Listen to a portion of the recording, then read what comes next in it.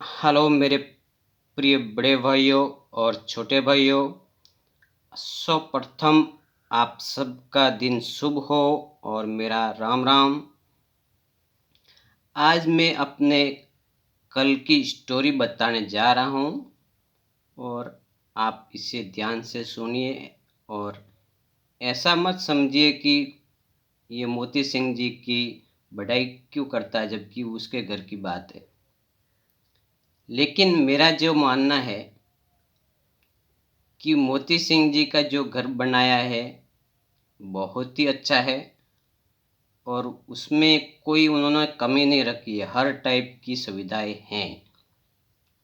और मैं उस घर को देख के बहुत खुश हुआ क्योंकि हमारे गांव का एक आदमी यहाँ तक पहुँच सका है। ये बहुत ही बड़ी खुशी की बात है।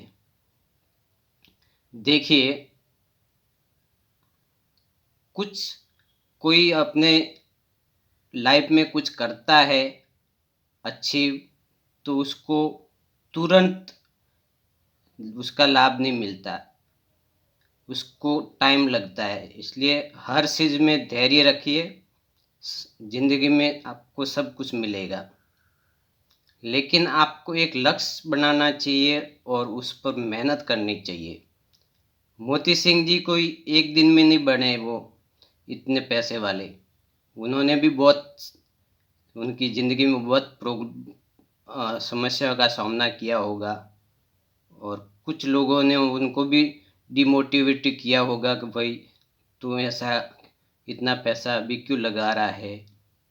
लेकिन उन्होंने नहीं सुनी और आज वो इस स्थान पर पहुँचे हैं और हमें भी उनसे कुछ सीखना चाहिए कि भाई वो कर सकते तो हम भी कर सकते। कुछ लोगों का ऐसा कहना है कि हमारे पास समय नहीं है। देखिए, जहाँ तक मैं मानता हूँ कि भगवान ने समय सबको बराबर ही दिया है। 24 घंटे उनके पास भी है और 24 घंटे हमारे पास भी हैं।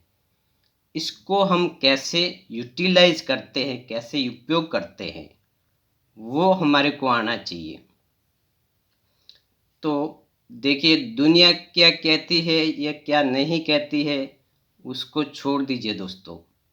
आपको अपना एक लक्ष्य बनाना है और उसके पीछे रहना है जब तक आपको वो उसकी प्राप्ति ना हो जाए।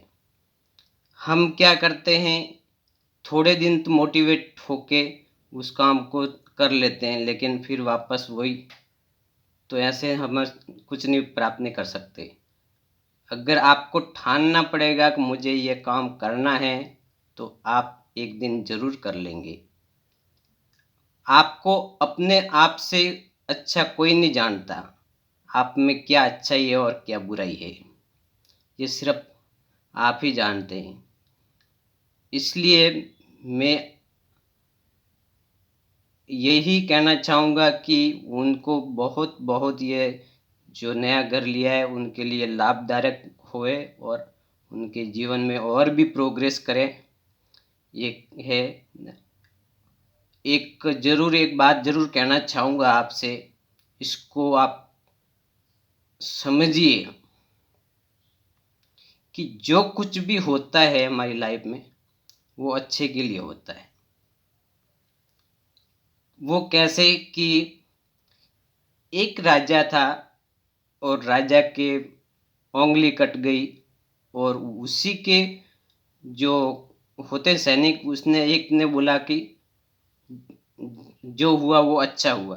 तो राजा को गुस्सा आया, बोले मेरा ही आदमी हो के मेरे उंगली कट गई और मेरे को बोलता है, बोले जो हुआ वो अच्छा हुआ। तो राजा ने उसको तुरंत कारावास में डाल दिया। बोले इसकी ऐसी कहने की हिम्मत कैसे हुई। लेकिन उसके दिमाग में था और उसको डर नहीं था कि वो जो कह रहा है अच्छा ही कह रहा है, तो उसको कोई टेंशन ही नहीं था।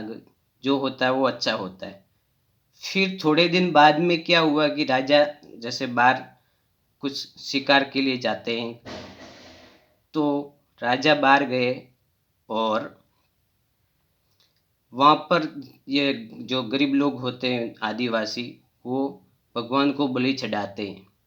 तो उसमें वो आदिवासी ऐसा आदमी ढूँढते हैं कि पूरा परफेक्ट होवे, उसके अंदर कोई कमी ना होवे। तो वो राजा को पकड़ लिया और मारने लगे।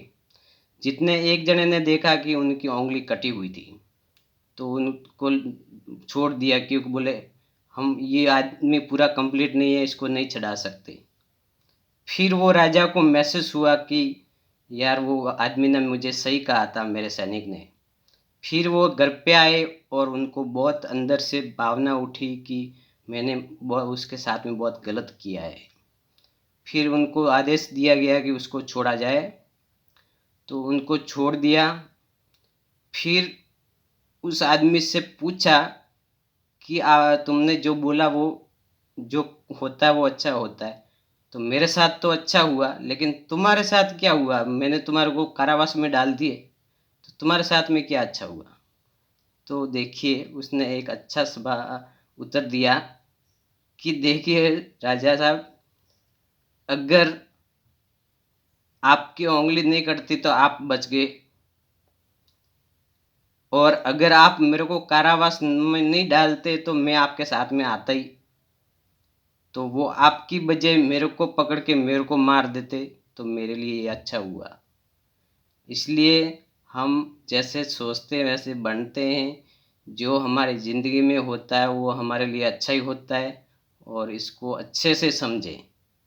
हमें नेगेटिव नहीं सोचना चाहिए, हमेशा अच्छा ही सोचना चाहिए, और किसी से जलन नहीं करनी चाहिए कि उसके पास इतने पैसे हैं। देखिए पैसा है तो हमारे भी काम कभी न कभी तो आ ही सकते हैं। ये हमारे अंदर की सोच है। इसलिए मैं किसी से जलन नहीं रखता, और जो जलन करते होंगे तो उनको भी कहना चाहूँगा कि जलन करने से हमारा उनका कुछ नहीं होगा। ये वो तो जो होना है वो तो होना ही है। थैंक यू, आपसे बात करके अच्छा लगा। Thank you very much.